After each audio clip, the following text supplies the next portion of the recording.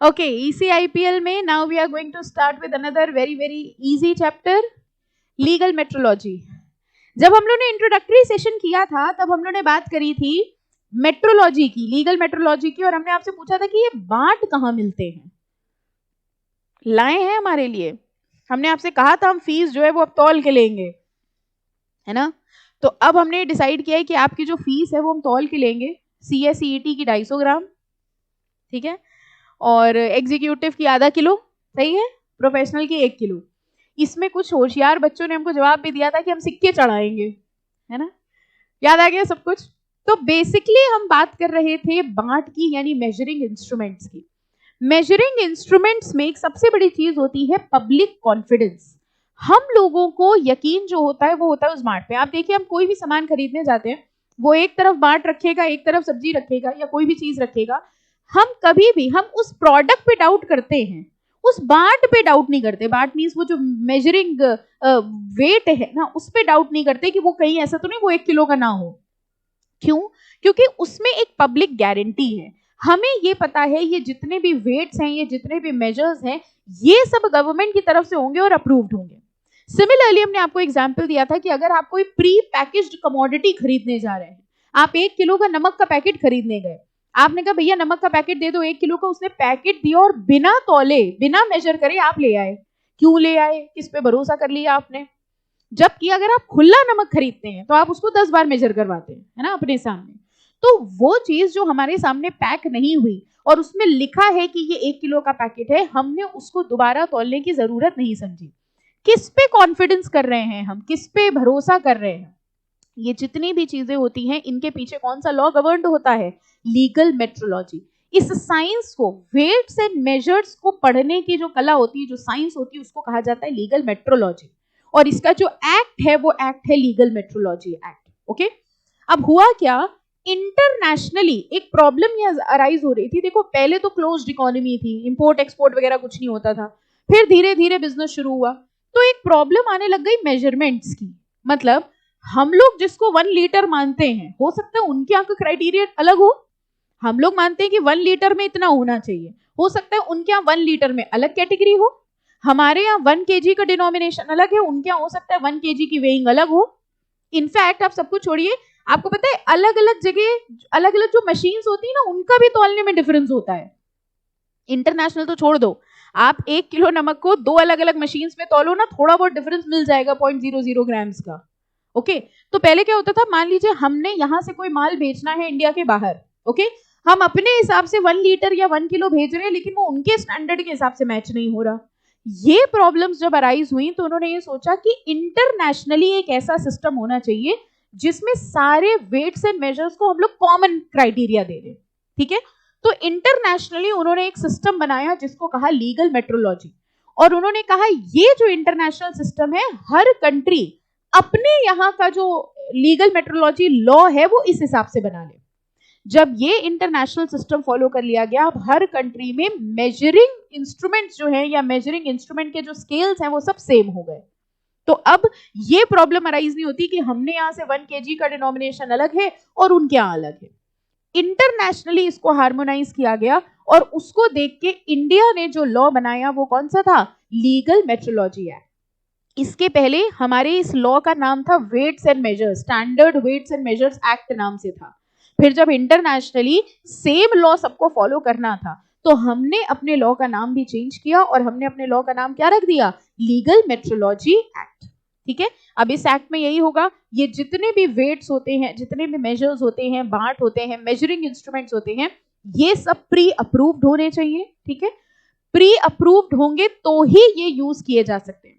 अगर कोई पर्सन, अब लॉ के एस्पेक्ट से समझना, अगर कोई person pre approved weights and measures को यूज नहीं कर रहा है, या ऐसे वेट्स एंड मेजर्स को यूज कर रहा है जो इस इंस्ट्रूमेंट या इस रूल के हिसाब से नहीं है, अब वही होगा, इंस्पेक्शन होगा, सर्च होगा, सीजर होगा, फिर कॉन्फिस्केशन होगा और पेनाल्टी लगा दी जाएगी। ये लीगल एस्पेक्ट है, ठीक है। तो सबसे पहले हम लोग ये पढ़ेंगे ये एक्ट क्या है, ओके, इसके अंदर के टर्म्स क्या हैं, और फिर स्टार्ट होगा लीगल मेट्रोलॉजी एक्ट। ओके, चलिए जरा देखते हैं हम लोग इस चैप्टर में क्या पढ़ेंगे। जरा ये देखो, 3 चीजें हैं। लीगल मेट्रोलॉजी एक्ट 2009, यही हम आपको बता रहे थे, 2009 में ही ये एक्ट अभी आया, इसके पहले ये स्टैंडर्ड वेट्स एंड मेजर्स के नाम से जाना जाता था। इसके अलावा लीगल मेट्रोलॉजी पैकेज्ड कमोडिटी के रूल्स 2011 में लॉन्च हुए। पैकेज्ड कमोडिटी समझ गए, ये जो प्री पैकेज्ड कमोडिटीज आती हैं, ऑलरेडी पैक किए हुए आइटम्स आते हैं। और लास्ट में इसमें एक चीज है एसेंशियल कमोडिटी एक्ट, ये एक्ट अलग है, ओल्ड सिलेबस में ये अलग चैप्टर है पूरा, ठीक है। न्यू सिलेबस में एसेंशियल कमोडिटी एक्ट जो सेपरेट एक्ट है उसका कुछ पोर्शन दे दिया है उन्होंने। चलो सबसे पहले देखते हैं legal metrology. Legal metrology is the application of legal requirements to measurements and measuring instruments. Measurement और मेजरिंग इंस्ट्रूमेंट्स पे जब लॉ बना दिया तो वो क्या बन गया, लीगल मेट्रोलॉजी। वैसे वो होती है मेट्रोलॉजी, मेट्रोलॉजी मींस मेजरिंग, और जब उस पे हमने लॉ बना दिया तो वो क्या बन गया, legal metrology. Very often small error in either direction average out over a large number of measurement. आपने कभी ये चीज एनालिसिस नहीं करी होगी, बट आपको पता है अगर मेजरिंग इंस्ट्रूमेंट्स में बहुत छोटी एरर हो वो बहुत बड़ा डिफरेंस क्रिएट कर सकती है। फॉर एग्जाम्पल, मेजरिंग इंस्ट्रूमेंट बना और उस एक कंपनी ने बोला कि भाई जो हमारा मेजरिंग इंस्ट्रूमेंट देना वो बिल्कुल सही बनाना, बस उसमें 0.0001 ग्राम्स का हेरफेर कर देना। मतलब अगर आप कोई चीज 1 किलो तौलोगे तो उसमें 0.001 ग्राम कम होगा। अब हमें एक्चुअली बताइए, अगर आप कोई 1 किलो ले रहे हो कोई चीज, उसमें 0.001 ग्राम कम होगा तो आपको पता चलेगा? मतलब समझे, मशीन में हमने छेड़छाड़ करी, लेकिन आप ये सोच सकते हो 0.001 ग्राम का कंपनी को कितना फायदा होता होगा। इसका बेस्ट एग्जाम्पल समझिए, हम लोग जितनी भी चीजें ऑर्डर करते हैं उसका सारा ट्रांजैक्शन पैसे वाला कहाँ जाता है। फॉर एग्जाम्पल, आपका किसी चीज का बिल आया, लेट्स से 455.55, आप बिग बाजार गए, ठीक है, आपका बिल आया 455.55, कितना देते हैं आप उसको, 456। आजकल तो हालांकि ये भी खत्म हो गया है, पूरा नहीं, पूरा राउंड ऑफ करते हैं। जो घर पे लेने आते हैं, अगर 455 है, 456 है तो उसको 460 चाहिए। हाँ, राउंड ऑफ लिखा होता है, तो ये तो बहुत बड़ी बात हो गई, हमने कहा वो भी छोड़ो, ठीक है। अब हुआ ये कि आपका बिल बना 455.55, उस 0.55 का क्या हुआ आपको नहीं पता, वो राउंड ऑफ हो गया, यानी कि हर बिल पर 0.45 पैसा कंपनी को ज्यादा गया। आपको पता है कंपनी की करोड़ों की कमाई होती है इससे, करोड़ों की, जो कहीं दिख नहीं रही है कहां से आई। आपको फर्क ही नहीं पड़ा, आपको बता रहे ठीक है 0.5 में कौन सा 55 पैसा दे ही रहे थे, वो राउंड ऑफ हो गया, ठीक है। और कितनी की कमाई उनकी हो जाती है आप इमेजिन नहीं कर सकते। बस इतना सोचो, एक दिन में बिग बाजार में कितने बिल कटते होंगे, एक साल में कितने कटते होंगे, और इनटू फिगर कर लो, उनकी ना जाने कितने करोड़ों की कमाई सिर्फ इस राउंड ऑफ से चलती है, जो हम लोग को फील भी नहीं होती, ठीक है। तो आपको क्या लगता है जो प्रोडक्ट बेच रहे हैं बस उसी से कमा रहे हैं? नो। अब इसी में जरा सोच के देखो, हेरफेर हुई मेजरिंग इंस्ट्रूमेंट में। हमने मेजरिंग इंस्ट्रूमेंट वाली से कहा, कंपनी से कहा कि देखो तुम हमें जो मेजरिंग इंस्ट्रूमेंट देना उसकी तौल में थोड़ी गड़बड़ कर दो, तौल में गड़बड़ ये कर दो कि वो दिखे 1 किलो लेकिन इसमें 0.01 ग्राम्स कम हो, ठीक है। अब 0.01 ग्राम्स का मतलब क्या हुआ कि 0.01 ग्राम्स कर करके वो एक बहुत बड़ा अमाउंट क्रिएट हो गया। समझ में आया क्या हुआ? ये गड़बड़ी किसमें हुई? मेजरिंग इंस्ट्रूमेंट में। और इसका इंपैक्ट अल्टीमेटली क्या हुआ? लोगों को फील भी नहीं हुआ, लेकिन कंपनी ने इसमें करोड़ों कमा लिए, ठीक है। आप जितने भी प्रोडक्ट्स कंज्यूम करते हो उसमें ग्राम्स लिखे होते हैं, ठीक है। जैसे आपको पता होगा, याद होगा जब मैगी बंद हुई थी, मैगी येलो वाली है, हाँ, तो पहले मैगी जब थी तो उसका आई थिंक कुछ 12 ग्राम का या कुछ शायद 200 ग्राम का ऐसा कुछ पैक आता था। फिर जब री लॉन्च हुई तो उन्होंने पता है क्या किया था, ग्राम कम कर दिए थे। जैसे पहले 100 ग्राम्स का पैक था, नॉर्मली हम लोगों की आदत क्या होती है, हम लोग चीजों को पैसों से बोलते हैं, 10 रुपए वाली मैगी दे दो, यही बोलते हैं हम लोग। तो उन्होंने गेम क्या खेला पता है, 10 रुपए वाली 10 ही की थी, बस पहले 10 में 100 ग्राम था, फिर 90 ग्राम हो गया, आपको पता ही नहीं चला। वो 2-3 लच्छे कम हो गई होंगी और क्या। बट एक्चुअली आप चॉकलेट खरीदते हैं, 10 रुपए वाली डेयरी मिल्क दे दो, कभी ग्राम देखते हो कितने की है? मतलब ही नहीं है, हमें लाओ और खाओ, ठीक है। अब कंपनी बेवकूफ कहां बनाती है, पहले 10 रुपए में 20 ग्राम मिलता था, अब 10 रुपए में 15 ग्राम भी मिले ना, आप क्या कहते हो, पहले बड़ी आती थी अब छोटी हो गई है, बस इससे ज्यादा कुछ नहीं बोलते हो। यू नेवर इवन सी, हम लोग इतना पढ़ते हैं उसके बाद भी हम लोग देखते भी नहीं है कि कितने ग्राम्स का फर्क आया।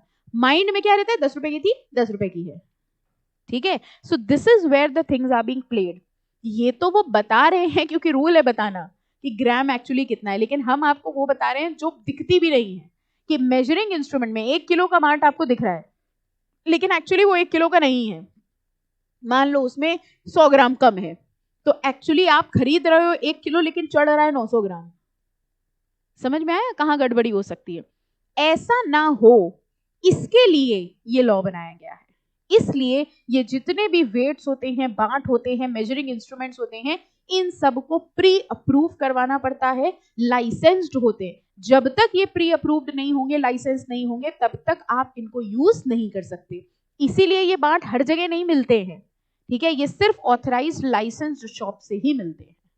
ओके, समझ में आया? छोटा छोटा डिफरेंस कितना बड़ा क्रिएट कर सकता है। देखो वही लिखा है, very often small error in either direction average out over a large number of measurement, but biased error can create considerable financial prejudice and can have serious economic consequences for the end consumer. ये तो आपके लिए तो फिर भी कोई छोटी बात नहीं, मतलब बड़ी बात नहीं है कि 1 किलो था आपको 998 ग्राम्स मिल गया, लेकिन आपको पता है मेजरिंग इंस्ट्रूमेंट्स की एक्यूरेसी बहुत जरूरी है।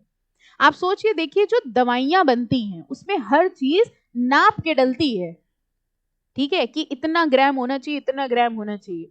इवन साइंटिफिक जो चीजें होती हैं, ठीक है, उसमें हर चीज एकदम क्वांटिटी के हिसाब से होती है। आप सोच के देखो, वो डाल रहा है 10 ग्राम, लेकिन उसकी मेजरमेंट थी मान लो 20 ग्राम की, तो इंसान तो मर जाएगा। उसने दवाई में कोई चीज डाली, सिर्फ 10 ग्राम का ये होना चाहिए। आर यू अंडरस्टैंडिंग ये चीज कितनी क्रिटिकल है? तो 10 ग्राम मीन 10 ग्राम होना चाहिए। अगर वो 10 ग्राम का 11 ग्राम हुआ तो that can be harmful to a person. तो साइंटिफिक एरियाज में या मेडिकल एरियाज में ये एक्यूरेसी बहुत जरूरी है, ठीक है। जो ये मिसाइल्स वगैरह बनती हैं, एक एक डिग्री, एक एक ग्राम काउंट होता है इनका कि इतनी एक्यूरेसी पे होना चाहिए, मतलब 100% एक्यूरेसी। वहां अगर सोचो मेजरिंग इंस्ट्रूमेंट्स में प्रॉब्लम होने लग जाए तो मिसाइल छोड़ी कहां थी और घूम के कहां आ गई। Are you understanding? These can be the repercussions. तो इसलिए कह रहे हैं वेट्स एंड मेजर्स को होना बहुत जरूरी है।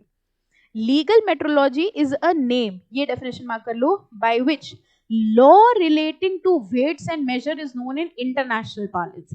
इंटरनेशनल मार्केट में वेट्स एंड मेजर को ही हम लोग क्या बोलते हैं? Legal metrology.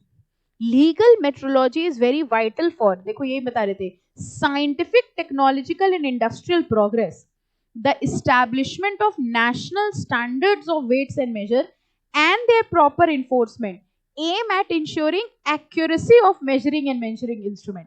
जरा इमेजिन करिए, आप कार चला रहे हैं, ठीक है, कार में लगा होता है स्पीडोमीटर, वो भी तो मेजरिंग इंस्ट्रूमेंट है, यस। अब सोचो उसमें गड़बड़ी है, उसमें गड़बड़ी ये है कि आप कितनी भी स्पीड में चलाओगे वो दिखाएगा 40, ठीक। अब इमेजिन करके देखो इससे क्या होगा। आप चला रहे हो 100 पे, दिख रहा है 40, आपको लग रहा है बढ़िया 40 पे गाड़ी चल रही है हमारी, ठीक है, it can lead to accidents. इसमें जरा सी भी एक्यूरेसी की प्रॉब्लम हुई, क्या सोच के देखिए, थर्मामीटर भी इज ऑल्सो मेजरिंग इंस्ट्रूमेंट, इसमें जरा सी भी एक्यूरेसी की प्रॉब्लम हुई, फीवर ज्यादा था, दिखा रहा है कम, इंसान पहुंच गया 105 पे, वो दिखा रहा है 98 है, वो खुश है 90-80 तो है, ठीक है। इन सब चीजों में, ये तो बहुत छोटी छोटी मशीन्स हैं, हॉस्पिटल्स में जो बड़ी बड़ी ट्रीटमेंट मशीन्स होती हैं, वो सिटी स्कैन होते हैं, और उसमें सोचो कितनी एक्यूरेसी की जरूरत है, ठीक है। तो इन सब चीजों में अगर एक्यूरेसी नहीं हुई, मेजरिंग इंस्ट्रूमेंट्स में अगर एक्यूरेसी नहीं हुई, then it can lead to a good problem, okay. And this legal metrology strengthens the national economy in a broader sense beside being potential instrument of consumer protection. Obviously कहीं ना कहीं ये consumer protection भी तो ensure कर रहा है। हम लोगों को पता है हम जो चीज ले रहे हैं वो नाप में बिल्कुल सही होगी, क्यों? क्योंकि उसके पीछे कौन सा लॉ है? Legal metrology, okay.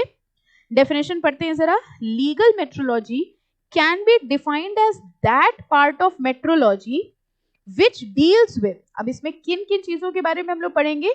Which deals with measuring with units of measurement, methods of measurement, measuring instrument in so far as they concern statutory, technical and legal requirement। देखो इस एक्ट में हम लोग क्या क्या पढ़ेंगे? Units of measurement, units of measurement समझ गए, केजीज है, लीटर्स है। मेथड्स ऑफ मेजरमेंट, कैसे कैसे मेजरमेंट किया जाएगा, मेजरिंग इंस्ट्रूमेंट्स क्या होंगे, और इनको हमें किस रिस्पेक्ट में पढ़ना है, statutory, technical and legal requirement. इनकी लीगल रिक्वायरमेंट क्या है, टेक्निकल रिक्वायरमेंट क्या है, विद द अल्टीमेट ऑब्जेक्टिव, इन सबका मेन ऑब्जेक्टिव क्या है, assuring public guarantee from the point of view of security and appropriate accuracy of measurement। public guarantee main objective ये है कि लोगों को भरोसा हो कि अगर हमने कोई चीज मेजर करी है तो कम से कम उसके मेजरमेंट में कोई दिक्कत नहीं है। ठीक है, फाइन। अब इसके लिए हमने आपको बताया कि इंटरनेशनली एक ऑर्गेनाइजेशन बनाई गई, उसने कहा कि भैया अब इंपोर्ट एक्सपोर्ट इतना होता है, इंटरनेशनल ट्रेड होता है, तो इंटरनेशनल लेवल पे एक ऑर्गेनाइजेशन बनाई जाएगी जो कि ये स्टैंडर्ड सेट करेगी, और हर कंट्री जो इस ऑर्गेनाइजेशन की मेंबर होगी उसको इन्हीं रूल्स के हिसाब से अपना नेशनल लॉ बनाना होगा। तो वो इंटरनेशनल ऑर्गेनाइजेशन जो थी, देखो उसका नाम क्या है, international organisation of legal metrology, जिसको हम लोग कहते हैं OIML। ठीक है, फाइन। इस पे शॉर्ट नोट आ सकता है एग्जाम में। The international organisation of legal metrology is an intergovernmental treaty organisation. Can you tell me intergovernmental का मतलब क्या हुआ? इन्वॉल्विंग मेनी गवर्नमेंट्स, बहुत सारे देशों की गवर्नमेंट इस ऑर्गेनाइजेशन की मेंबर है, और हर वो कंट्री जो इसकी मेंबर है उसको इसके बनाए हुए रूल्स एंड रेगुलेशंस को फॉलो करना पड़ेगा। क्या इंडिया होगी इसकी मेंबर? तभी पढ़ रहे हैं हम लोग, वरना हमें क्या मतलब, होगी OIML अपने घर की, है ना। तो ये कह रहे हैं, तभी तो हम लोग को अपना लीगल मेट्रोलॉजी एक्ट चेंज करना पड़ा। It is an intergovernmental treaty organisation whose membership includes member states, यानी कंट्रीज है, countries which participate actively in technical activities and corresponding member countries who join OIML as observer। तो कुछ countries हैं जो इसमें actively participate करती हैं, और कुछ होती हैं जो सिर्फ ऑब्जर्वर होती हैं, जो सिर्फ इनके बनाए हुए रूल्स को फॉलो करती हैं। इट वॉज एस्टैब्लिश्ड, ये शॉर्ट नोट के लिए मैटर है, कब एस्टैब्लिश हुआ था? 1955 में, in order to promote global harmonisation of legal metrology procedure. इस लाइन को मार्क कर लो और मतलब समझने की कोशिश करो क्या है global harmonisation of legal metrology procedure. मतलब legal metrology procedures all over the world same हो, इसके ऑब्जेक्टिव से ये ऑर्गेनाइजेशन बनाई गई थी कि हम यहाँ जो मेजरिंग, हमारे जो मेजरिंग क्राइटेरिया है और दूसरे देश के जो मेजरिंग क्राइटेरिया है वो सेम हो, तभी तो हमारे बीच में ट्रेड हो पाएगा। ठीक है। Since that time, OIML has developed worldwide technical structure that provide its members, again अगली लाइन देखो, it provide its member with metrological guidelines। मतलब it provide its members कौन हुए? countries, उनको गाइडलाइंस दे रही हैं कि आप अपने देश के मेट्रोलॉजिकल लॉ को कैसे बनाएं। ओके, की वर्ड्स अगर इसमें देखना है तो एक तो ये इंटर गवर्नमेंटल ऑर्गेनाइजेशन थी, ठीक है, फिर ये 1955 में बनी थी, ये global harmonisation of legal metrology procedures को टारगेट कर रहे हैं, और ये मेट्रोलॉजिकल गाइडलाइंस दे रही हैं अलग अलग कंट्रीज को। समझ आ रहा है chapter? Any doubt? Okay, block mark कर लीजिए। According to OIML, legal metrology is the entirety of legislative, administrative, technical procedures established by or by reference to public authority and implemented on their behalf in order to specify and to ensure in a regulatory and contractual manner the appropriate quality and credibility of measuring instrument। इन सबको करने का purpose है credibility of measurement। credibility समझते हो? भरोसा हो हमको measurements पर, तो हम मेजरिंग इंस्ट्रूमेंट्स, मेजरिंग सिस्टम्स पे लॉ लगा दे रहे हैं ताकि लोगों को इन मेजरमेंट इंस्ट्रूमेंट्स पे क्रेडिबिलिटी हो सके, भरोसा हो सके। Relating to control, trade, health, safety and environment, the OIML develop model regulation. अब OIML, एक बात बताओ, OIML इंटरनेशनल ऑर्गेनाइजेशन है, क्या OIML इंडिया के लिए लॉ बना सकती है? इंडिया के लिए लॉ तो इंडिया का पार्लियामेंट बनाएगा ना। OIML क्या कर सकती है? वो सिर्फ मॉडल रेगुलेशन दे देगी। मॉडल मतलब समझते हो? गाइडलाइंस, कि भाई ये हमारे गाइडलाइंस हैं, इन्हीं पैरामीटर पे तुम अपना लॉ बना लो। एग्जैक्टली जैसे कि यूनिट्रल था, ठीक है, यूनिट्रल भी यही था, इंटरनेशनल लॉ है, उन्होंने सिर्फ गाइडलाइंस दी कि भाई इसके बेसिस पे तुम अपना लॉ बना लो। ठीक है। इनफैक्ट आपको पता है हमारे कंट्री में जितने लॉ हैं, ज्यादातर लॉ जो है ना वो इंटरनेशनल गाइडलाइंस के हिसाब से ही बनाए गए हैं, बिकॉज ऑफ इंटरनेशनल ट्रेड। ठीक है, तो वही कह रहे हैं कि ये मॉडल रेगुलेशंस बताता है, इंटरनेशनल रिकमेंडेशंस देता है, which provide members with N internationally agreed upon basis for establishment of national legislation. कह रहे हैं इन्होंने दी रिकमेंडेशन और इनकी रिकमेंडेशंस हमारे लिए बेसिस बनती हैं नेशनल लेजिस्लेशन बनाने की। नाउ नेशनल लेजिस्लेशन क्या हुआ? हमारा लोकल लॉ जो लीगल मेट्रोलॉजी एक्ट है। ठीक है, तो इन्होंने इंटरनेशनल गाइडलाइंस दी और उन्हीं गाइडलाइंस को ध्यान में रख के हमने अपना लीगल मेट्रोलॉजी एक्ट बनाया। ओके ओके, अब देखो यही चीज इन्होंने वैसे करके दे दी है पॉइंट्स पे। The international organisation of legal metrology is an intergovernmental treaty organisation which क्या करती है ये, अब देखो first point, develop model regulations, ठीक है, standards, related documents for use by legal metrology authorities and industry. तो इनका पहला काम तो ये है कि ये मॉडल रेगुलेशंस बनाती हैं जो दूसरी कंट्रीज फॉलो कर सके। Provide mutual recognition system which reduce trade barrier. बताओ म्यूचुअल रिकॉग्निशन सिस्टम क्या हुआ? अगर मान लीजिए हमने अपना मेजरमेंट सिस्टम OIML के हिसाब से बनाया है और आपकी कंट्री का मेजरमेंट सिस्टम भी OIML से बना है, यानी हम लोगों ने एक दूसरे का मेजरमेंट सिस्टम रिकॉग्नाइज कर लिया। एग्जैक्टली पहले क्या होता था, आपका जो मेजरिंग सिस्टम है हम रिकॉग्नाइज नहीं करते, इंडिया नहीं मानती। मान लो जापान का जो मेजरिंग सिस्टम है इंडिया के लिए हम नहीं मानते, हमको जो सामान भेजो हमारे मेजरमेंट क्राइटेरिया के हिसाब से भेजो। इसकी वजह से डिस्प्यूट्स अराइज होते थे। अब क्या हो गया, फॉर एग्जाम्पल जापान भी OIML को फॉलो करता है, इंडिया भी OIML को फॉलो करता है, तो हमारा मेजरमेंट सिस्टम उनका मेजरमेंट सिस्टम सेम है। ऐसी सिचुएशन में जो ट्रेड बैरियर्स होते हैं या जो डिस्प्यूट होने के चांसेस होते हैं वो कम हो जाते हैं। तो ये कह रहे हैं ये म्यूचुअल रिकॉग्निशन सिस्टम दे रहे हैं which reduce the trade barrier and cost in global market. अच्छा, कॉस्ट कैसे इफेक्ट होती है? जैसे मान लीजिए एग्जाम्पल, हम जापान के साथ डील कर रहे हैं, ठीक है, अब हमारा मेजरिंग सिस्टम अलग है, उनका मेजरिंग सिस्टम अलग है। तो होता क्या था, पहले हमने प्रोडक्ट बनाया, उन्होंने हमको ऑर्डर प्लेस किया, हमने गुड्स बनाए अपने सिस्टम के हिसाब से, हमने उसका मेजरिंग करा अपने सिस्टम के हिसाब से, फिर हमने उनकी मेजरिंग करी उनके सिस्टम के हिसाब से। ठीक है, उनके प्रोडक्ट को हमने बनाया उनके सिस्टम के हिसाब से और फिर उनको भेजा। Double testing, double measurement, double costing.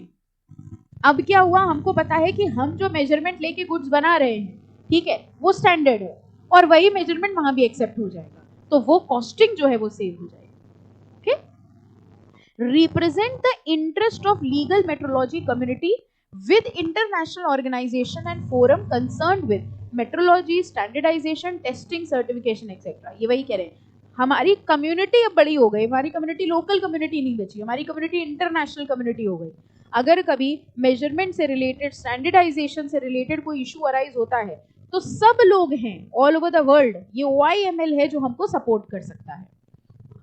वही देखो अगला पॉइंट भी है, promotes and facilitates exchange of knowledge and competencies with in the legal metrology community. अब लीगल मेट्रोलॉजी कम्युनिटी बड़ी हो गई है क्योंकि इसमें OIML के सारे मेंबर कंट्रीज हैं। Okay, and cooperates with other metrology bodies to raise awareness of the contribution that a sound legal metrology infrastructure can make a modern economy। तो अगर हमें मॉडर्न इकोनॉमी में काम करना है जहां इंपोर्ट एक्सपोर्ट और इंक्रीज होगा, वहां हमको ये इंटरनेशनल मेट्रोलॉजी सिस्टम ही अडॉप्ट करना पड़ेगा। हाँ बेटा, अदर मेट्रोलॉजी बॉडीज का मतलब जैसे हमारे यहाँ जो, जैसे यहाँ पे OIML है, OIML इंटरनेशनल बॉडी है, हमारे यहाँ लीगल मेट्रोलॉजी सिस्टम है और उसके अंदर का है। लेकिन ये कह रहे हैं कि मान लीजिए कोई और मेजरिंग सिस्टम आप फॉलो करते हो जो इस पैरामीटर के हिसाब से नहीं है, आप कह रहे हैं हमारा जो मेजरिंग सिस्टम है that is not as per this system, उनको भी कहा जा रहा है कि भाई आप भी हमारा सिस्टम फॉलो करिए, तभी आप इंटरनेशनल मार्केट में सर्वाइव कर सकते हैं। ठीक है, तो हम लोग फॉलो करते हैं हमारा system which is based on OIML। लेकिन अगर कोई ऐसी ऑर्गेनाइजेशन है जो ये कहती है कि हम OIML के स्टैंडर्ड्स को नहीं मानते हैं, वो अदर बॉडीज हो गई, अदर देन OIML। ठीक है, फाइन। अच्छा, OIML पे शॉर्ट नोट आएगा तो आई थिंक सफिशिएंट मैटर मिल गया है। एग्जाम भी ध्यान में रखना, एग्जाम भी है, कहीं मेजरिंग इंस्ट्रूमेंट में खो गए। ठीक है, एग्जाम भी है इसका, शॉर्ट नोट लिख लेंगे। ओके, चलो अब कह रहे हैं हेडिंग से समझ में आएगा, OIML certification system of measuring instrument. नाम से समझ में आ रहा है? सर्टिफिकेशन सिस्टम मतलब जो भी इंस्ट्रूमेंट्स, मेजरिंग इंस्ट्रूमेंट OIML के हिसाब से बनाए गए हैं उनको क्या दे दिया जाएगा? सर्टिफिकेट। तो हम ये कह सकते हैं कि ये सर्टिफाइड मेजरिंग इंस्ट्रूमेंट्स हैं जो OIML के पैरामीटर्स के हिसाब से हैं। The OIML certificate system for measuring instrument was introduced in 1991 to facilitate administrative procedure and lower the cost associated with international trade of measuring instrument subject to legal requirement. Next line देखो लिखा है, the system provides the possibility of a manufacturer to obtain an OIML certificate and test report indicating that a given instrument complies with the requirement of OIML recommendations. सिर्फ इतनी line पढ़ लो तो काम हो जाएगा यहाँ से, the system provides that. पहली बात तो ये समझना इस चैप्टर में जहां कहीं भी हम लोग बात करेंगे, अभी तो वैसे डेफिनेशंस पढ़ेंगे, जहां कहीं भी हम लोग बात करेंगे मैन्युफैक्चरर की, वो कौन हुआ? Manufacturer of measuring instrument. ठीक है, नॉर्मली हम लोग कहते हैं मैन्युफैक्चरर वो होता है जो गुड्स मैन्युफैक्चर करता है। इस एक्ट के लिए गुड्स क्या है? Measuring instrument. मेजरिंग इंस्ट्रूमेंट समझ रहे हो? मेजर करने वाली वो मशीन्स, वो बाट, वो स्केल्स जो होते हैं, ठीक है, ये सब क्या होते हैं? Measuring instrument. तो जब हम लोग बात करते हैं मैन्युफैक्चरर की, तो manufacturer is a manufacturer of machines, weighing machines. ठीक है, अब ये कह रहे हैं कि अगर मैन्युफैक्चरर ने उस जो मेजरिंग इंस्ट्रूमेंट्स हैं उसका उसके पास OIML का सर्टिफिकेट है, इसका मतलब उसकी जो मशीन्स हैं, उसके जो मेजरिंग इंस्ट्रूमेंट्स हैं, वो OIML की रिकमेंडेशंस को फॉलो कर रहे हैं। ओके, इसमें ये मार्क कर लो अब, objectives of OIML certification system. क्या फायदा है OIML सर्टिफिकेशन सिस्टम का? सबसे पहला तो क्या फायदा है? Global recognition. मान लीजिए जापान की कंपनी ने हमको ऑर्डर दिया, अब जापान की कंपनी हमसे कहेगी सबसे पहले ये बताओ तुम्हारी जो मेजरिंग इंस्ट्रूमेंट्स हैं वो OIML सर्टिफाइड है कि नहीं है। अगर वो OIML सर्टिफाइड है, इसका मतलब वो उसी पैटर्न पे बने हैं जिस पैटर्न पे हमारे बने हैं, तो हम आपको ऑर्डर देंगे। ठीक है, तो सबसे पहला फायदा होता है to promote global harmonisation, uniform interpretation. Same interpretation होगा, आपका भी वही इंटरप्रिटेशन होगा, हमारा भी वही होगा। And implementation of legal metrological requirement for measuring instruments. Second, ये पॉइंट देखो, to avoid unnecessary retesting. पहले क्या होता था, जब OIML सिस्टम नहीं था तो हमने मान लीजिए अपने हिसाब से बनाया, अब वो गुड्स जब जापान गए तो जापान वाले अपने हिसाब से फिर टेस्ट करते थे कि भैया ये तो इंडिया के हिसाब से मेजर होके आए हैं, अब हम अपने हिसाब से मेजर करेंगे। लेकिन अब क्या हो गया, जैसे ही उन्होंने देखा अच्छा तुम्हारे वाले भी OIML सर्टिफाइड है, तो अब हमें दोबारा टेस्ट करने की रिक्वायरमेंट नहीं है। ओके, बस फर्स्ट ही लाइन मार्क कर लेना याद करने के लिए, to avoid unnecessary retesting when obtaining national type evaluation and approval. Third, to establish rules and procedure for fostering mutual confidence among participating OIML member state. ये कौन हुए? OIML मेंबर स्टेट्स कौन हुए? कंट्रीज, जो कंट्रीज हैं, कह रहे हैं उनके बीच में म्यूचुअल कॉन्फिडेंस इंक्रीज हो गया, क्योंकि अब सबके वेइंग इंस्ट्रूमेंट्स जो थे वो सब OIML सर्टिफाइड थे। तो ये तीन फायदे हुए OIML सर्टिफिकेशन सिस्टम के। Any doubt? अब क्या शुरू हो रहा है? अब शुरू हो रहा है हमारा इंडिया का लॉ। ये सब तो बात हुई बाहर की, अब कह रहे हैं इनके रिकमेंडेशंस के हिसाब से हमारा लीगल मेट्रोलॉजी एक्ट बना। अब हमारा एक्ट है तो हमारा तो वही पैटर्न है, सबसे पहले डेफिनेशंस। ठीक है, शुरू होती है कहानी डेफिनेशन पे और खत्म बताओ कहाँ होती है? पेनाल्टी प्रोसीजर पे। उसके बाद सीधे लेसन राउंड अप, है ना, लेसन राउंड अप, ग्लॉसरी, ये सब आ जाता है। और बीच की कहानी वही, पहले डेफिनेशन बताएंगे, फिर 2-4 सेक्शन बता देंगे, फिर इंस्पेक्शन करवा देंगे। ठीक है, इंस्पेक्शन में फिर सीजर हो जाएगा, सीजर के बाद फिर एडजुडिकेशन होगा, एडजुडिकेशन आते ही उनके ऑफिसर आ जाएंगे 4-5 तरीके के। ठीक है, फिर वो एडजुडिकेटिंग ऑफिसर डिसीजन देगा। उसके बाद हमारे यहाँ बनी बनाई बात है, किसी की बात मानी नहीं जाती तो अपील तो होगी ही होगी। हाँ, किसी ने कुछ कहा एक बार में मानते कहाँ है?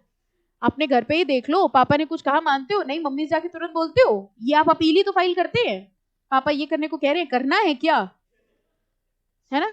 एंड वाइस वर्सा, मम्मी ने कुछ बोला, मम्मी ये कह रही करना है क्या, ये आप अपील ही तो करते हो।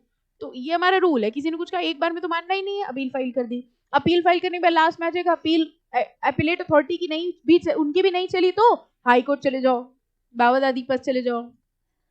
ठीक है, और फाइनली पीनल प्रोविजन, पेनाल्टी वेनाल्टी दे दो। ये बेसिक रूल है किसी भी लॉ का। ठीक है, तो शुरुआत करते हैं, सबसे पहले क्या है डेफिनेशंस। डेफिनेशन में देखो सबसे पहले कह रहे डीलर। डीलर कौन होता है? ये मत बताना जो डील करता है। यही एकदम मुंह तक आ गया था आपके ये आंसर। डीलर कौन होता है? जो डील करता है। What is the difference between dealer and manufacturer? Manufacture बना रहा है, डीलर में भी बाइंग एंड सेलिंग कर रहा है। चाहे डीलर हो चाहे मैन्युफैक्चरर हो, जब हम लीगल मेट्रोलॉजी एक्ट पढ़ते हैं तो डीलर मतलब किस चीज का डीलर? वेट्स एंड मेजर का। यहाँ हर चीज हम लोग वेट्स एंड मेजर्स के हिसाब से पढ़ेंगे। Dealer according to section 2B, dealer in relation to any weight और measure means a person who carries on directly और अदरवाइज बिजनेस ऑफ, जरा देखो काम इनका क्या है, बाइंग, सेलिंग, सप्लाइंग, डिस्ट्रीब्यूटिंग, क्या चीज? वेट्स और मेजर्स।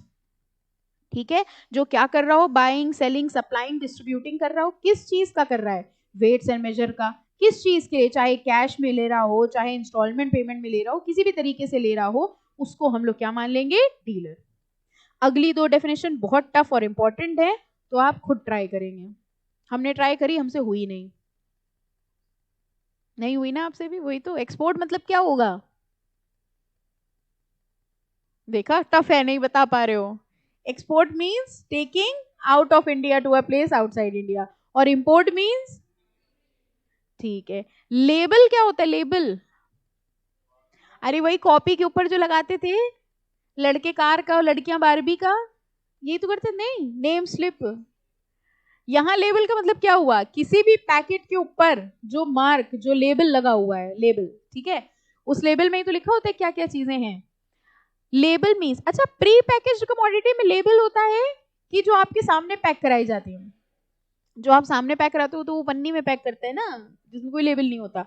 और क्योंकि वो आपको दिख रहा है, मेजर हो रहा है आपके सामने, लेकिन जो चीज आपके सामने मेजर नहीं हुई उसमें लेबल लगा होता है। ओके, अब देखिए हम लोग इतना सामान खरीदते हैं, इतने लेबल हम लोग देखे हैं, लेकिन कभी ये दिमाग में नहीं जाता कि इसके पीछे भी लॉ है, इसके पीछे भी एक्ट है। जितनी चीजें उसमें लिखी होती है ना, क्वांटिटी, ग्राम्स, एक्सपायरी, आपको क्या लगता है अगर इसके पीछे लॉ ना होता, कोई दुकान वाला एक्सपायरी लिखता? Will never expire. अमर हो जाओगे हमारा प्रोडक्ट खा के। एग्जैक्टली, इनफैक्ट जो इंग्रेडिएंट्स लिखे होते हैं, आपको पता है, हमें तो लगता है वो लोग इंग्रेडिएंट भी ना लिखते, क्योंकि आजकल लोग थोड़े अवेयर हो गए हैं। ठीक है, उनको थोड़ी सी अवेयरनेस है, फॉलो नहीं करते लेकिन अवेयरनेस है।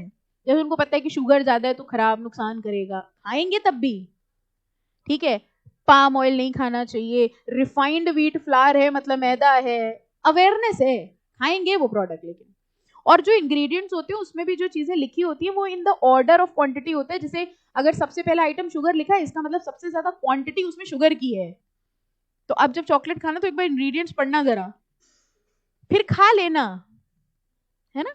तो अवेयरनेस ज्यादा हो गई लोगों के अंदर। तो ऐसे सोचो, ऐसे अवेयरनेस वाली ऑडियंस के साथ अगर ये लॉ ना होता तो आपको लगता है कि वो लिखते हैं इंग्रेडिएंट, और अगर लिखते भी ना तो बिल्कुल साफ साफ लिख देते हैं, कुछ शुगर तो पड़ी ही नहीं है, नेचुरल मिठास है चॉकलेट की, है ना। तो ये लॉ है, सब लिखना पड़ता है कि 10 ग्राम है, इस दिन एक्सपायर होगा, इस दिन ये होगा। Okay okay, label means any written, mark, stamped, कह रहे रिटन हो सकता है, मार्क हो सकता है, स्टैम्प लगी हो सकती है, प्रिंटेड हो सकता है, ग्राफिक मैटर हो सकता है, appearing upon any pre packaged commodity. Legal metrology, अब फिर से डेफिनेशन क्यों दी? अभी तो बता चुके हैं। हाँ, ये इंडिया के एक्ट के हिसाब से है। Legal metrology means that part of metrology which treats units of weighment, measurement, methods of weighment measurement, weighing and measuring instrument in relation to mandatory technical and legal requirement which have the object of, यही आगे block में दिया हुआ था, जिसका main objective क्या है? Public guarantee from the point of view of security and accuracy of weighing measurements. तो मेन वही है, हम लोग यहाँ पर यूनिट्स की बात करेंगे, मेथड्स ऑफ मेजरमेंट की बात करेंगे, इंस्ट्रूमेंट्स की बात करेंगे, जिनका मेन ऑब्जेक्टिव ये है कि वो उन लीगल और टेक्निकल रिक्वायरमेंट को फॉलो कर रहे हैं कि नहीं, ताकि लोगों के साथ गलत ना हो। इस ऑब्जेक्टिव के साथ ये लीगल मेट्रोलॉजी बनाया गया है। Any doubt? मैन्युफैक्चरर का मतलब क्या हुआ? बनाना। क्या बना रहे हैं हम यहाँ? Weights and measure. ठीक है, अच्छा, किसी भी चीज को बनाने का तरीका समझो क्या होता है। एक तरीका होता है हमने खुद बनाया रॉ मटेरियल लगा के, हाँ। एक चीज होती है हमने दो पार्ट्स लिए, कंबाइन करके अपना नाम लगा के बेच दिया। तीसरा होता है उतनी भी मेहनत नहीं करी, बना बनाया खरीद लिया, लेबल लगा के अपने नाम से बेच दिया। आपको पता है हमारे देश में जितने इलेक्ट्रॉनिक आइटम्स हैं उसमें ज्यादातर ये असेंबलिंग ही चलती है, ठीक है।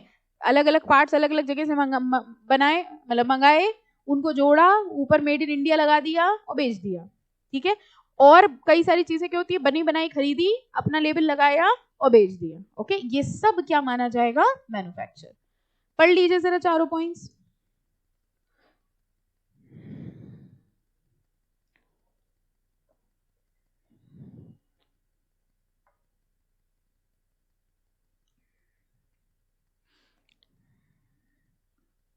पहले में क्या हो रहा है, मैन्युफैक्चरर्स वेट और मेजर। दूसरे में क्या हो रहा है, एक दो पार्ट्स लेके असेंबल कर लिया। तीसरे में क्या हो रहा है, does not manufacture any part but assemble parts thereof, ठीक है। सेकेंड और थर्ड में फर्क क्या है, हाँ, सेकंड वाले में कुछ पार्ट खुद बनाए, कुछ बने बनाए ले लिए, और थर्ड में खुद कुछ नहीं बनाया, बने बनाए पार्ट्स लिए असेंबल कर लिया, और फोर्थ सिर्फ अपना लेबल लगा दिया। Put or causes to be put his own mark on any complete weight और मेजर। इन चारों को ही मैन्युफैक्चर माना जाएगा। अब इसका लीगल इंप्लीकेशन समझो जरा एक मिनट के लिए। आपने डेफिनेशन तो पढ़ ली, हाँ लिखा है, बहुत मजा आ गई। मान लीजिए हमने एक वेट और मेजर बना बनाया लिया, ठीक है, उस पे हमने अपना लेबल लगाया और उस लेबल को लगा के हम उसको बेचने लग गए। बाद में जाके मेरे ऊपर डिपार्टमेंट का लीगल नोटिस आया और उन्होंने कहा कि आपका जो वेट और मेजर है वो लीगल मेट्रोलॉजी स्टैंडर्ड्स के हिसाब से नहीं है, इसलिए हम इसको जब्त कर लेंगे। तो हमने उनसे कहा कि I am not the manufacturer of this weight और मेजर, हमने तो बना बनाया खरीदा था, सिर्फ अपना लेबल लगाया है। देयरफॉर मेरा ये वेट और मेजर आपके स्टैंडर्ड्स पे नहीं आएगा, तो आप इसे जब्त नहीं कर सकते। आपको क्वेश्चन समझ में आया हमने क्या बोला है? This is the legal implication of any provision. अभी तो आपने पढ़ा, अच्छा मैन्युफैक्चरर ये होते हैं, करें क्या इनकम, ठीक है। अपने हर चीज में ये मत भूलना कि हो आप सीएस। कई बार ये अदर लॉज पढ़ते पढ़ते आप बहक जाते हैं, है ना, आप कहीं ना कहीं खो गए, अच्छा बाट आर्ट में। ये सोचो आपका इम्प्लीकेशन कहाँ आया। इम्प्लीकेशन समझिए, हमने एक वेट और मेजर बना बनाया खरीदा, उसमें अपना लेबल लगाया और लेबल लगा के हमने बेच दिया, मतलब यूज करने लग गए। मेरे ऊपर डिपार्टमेंट का नोटिस आया कि दिस वेट और measure is not as per the standards of legal metrology act. तो हमने कहा कि I have not manufactured this weight और मेजर, हमने तो बना बनाया लिया, उसमें अपना लेबल लगाया और हमने काम किया। तो ये लीगल नोटिस आपको उसके ऊपर सर्व करनी पड़ेगी जिसने एक्चुअली इसको मैन्युफैक्चर किया है। I will not be considered as a manufacturer, ठीक है। अब आपको डिपार्टमेंट की तरफ से लगाया गया है इस केस में, बताइए क्या जवाब होगा आपका। आप कौन है, आप समझ गए, डिपार्टमेंट ने आपको एज अ लॉयर हायर किया, ठीक है, और उनसे कहा कि भैया देखो क्लाइंट को हमने नोटिस भेजी थी, क्लाइंट मतलब पर्सन को हमने नोटिस भेजी थी, और वो पर्सन ये कह रहे हैं कि हमने तो बना बनाया वेट और मेजर खरीदा है, तो हम थोड़ी कवर हुए इसमें, इसलिए मेरे ऊपर नोटिस नहीं सर्व हो सकती। तो आप अपनी एक्सपर्ट एडवाइस दीजिए कि इस केस में क्या होगा with reference to legal metrology act. अब आप इस चीज का आंसर देखने के लिए बताओ किस एक्ट की कौन सी डेफिनेशन देखोगे, लीगल मेट्रोलॉजी एक्ट की मैन्युफैक्चर की डेफिनेशन देखोगे। This is how to apply law. Law पढ़ना सोल्यूशन नहीं है, पढ़ के रख लिया, जरूरत पड़ने पर काम ही नहीं लगा पाए तो क्या फायदा। लीगल मेट्रोलॉजी एक्ट, अरे वो 2 पन्ने का चैप्टर, आर यू अंडरस्टैंडिंग। और वो डेफिनेशन मैन्युफैक्चर की, आधे ज्यादा बच्चे डेफिनेशन पढ़ के छोड़ देते हैं, इसमें है ही क्या, ओके। बट इम्प्लीकेशन समझ में आया। अब जब ये चीज आएगी तो आप मैन्युफैक्चर की डेफिनेशन में देखोगे, फिर आगे क्या लिखोगे अपने जवाब में, आगे क्या लिखेंगे, मैन्युफैक्चर की डेफिनेशन के सिर्फ as per the definition, be specific, as per clause 4, be specific, ये नहीं एज पर द डेफिनेशन, देख लेना। आप जब अपना लीगल आंसर ड्राफ्ट करोगे ना, you have to be very specific. कई बार तो अपना जवाब ड्राफ्ट करते वक्त आपको इतना क्लॉज इन्वर्टेड कॉमा में लिखना पड़ेगा। आप ये नहीं कह सकते लीगल मेट्रोलॉजी एक्ट की डेफिनेशन पढ़ लेना जाके, उसमें लिखा हुआ है। अपने दोस्तों को ऐसे ही आंसर बताते हो ना, पढ़ लेना उसमें लिखा हुआ है, नो। जब आप एक जवाब ड्राफ्ट कर रहे हो तो आपको स्पेसिफिकली लिखना पड़ेगा कि लीगल मेट्रोलॉजी एक्ट के सेक्शन 2I के क्लॉज 4 में अगर आप देखें केस ऐसे ही तो लड़े जाते हैं।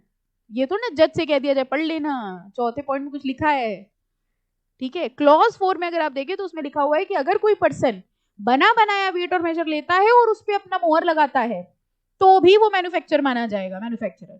और अगर वो मैन्युफैक्चरर माना जाएगा तो इस क्लॉज के हिसाब से you will be considered as a manufacturer और इनके ऊपर लीगल नोटिस सर्व की जा सकती है। This is how the case will be solve. समझ में आए? इसके बाद अपनी फीस जरूर ले लेना, ठीक है। ये नहीं कि आंसर बता के खुश हो गए कि देखा हमें आता था। चलो एनीवेज, ओके, सो लीगल एप्लीकेशन बहुत जरूरी है लॉ का। मैन्युफैक्चर आई थिंक समझ में आ गया, ठीक है। उसके बाद protection, protection has to mean utilisation of reading obtained from any weight और measure for the purpose of determining any step which is required to be taken to safeguard the wellbeing of any human. कह रहे वही reading को use करके जो हम apply कर रहे हैं कि कितना वेट निकला है या कितना मतलब कितना कंटेंट है इसमें, उसको यूज करके हम जहां अप्लाई कर रहे हैं उसको प्रोटेक्शन कहा जाता है। जैसे कहीं लिखा है 10 ग्राम्स डालना है, तो 10 ग्राम आपने मेजर किया ना मेजरिंग इंस्ट्रूमेंट से, उसके लिए वो यूज कर रहे हैं वर्ड प्रोटेक्शन, कि वो मेजरिंग इंस्ट्रूमेंट मेजरिंग ग्राम्स को यूज करके आप जहां पर भी अप्लाई करेंगे उसको बोला जाएगा प्रोटेक्शन। और इसी तरह प्री पैकेज्ड कमोडिटी, ये कौन सी कमोडिटी हुई? जो हमारे सामने पैक नहीं हुई है उसको क्या कहा जाएगा? Pre package. अब एक छोटा सा होमवर्क है आपका, देखो डेफिनेशन है person, premises, repairer, sale, seal, stamp. क्या ही पढ़ोगे घर पर, रहने दो, हम ही पढ़ा देंगे। पढ़ेंगे पक्का? ठीक है, चलो इसको पढ़ना, फिर डेफिनेशन जितनी दी है एक बार रीड कर लेना, सिर्फ डेफिनेशन, ठीक है। फिर हम एक क्वेश्चन पूछेंगे आपसे, ठीक है, पक्का? अच्छा चलो।